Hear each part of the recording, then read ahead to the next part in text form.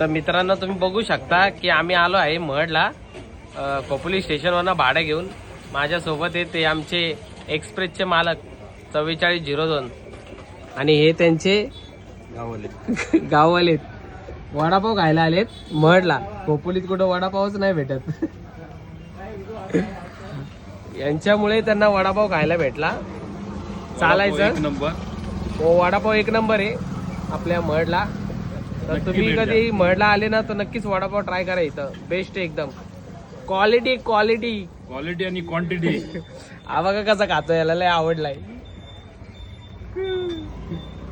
चांगल्या बोली खा खा खा खा खा खा खा खा.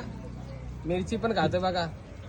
तोड तोड बघू शकता तुम्ही. संपवून टाकला दोघांनी. तर बकासूर आहे बकासूर बघा.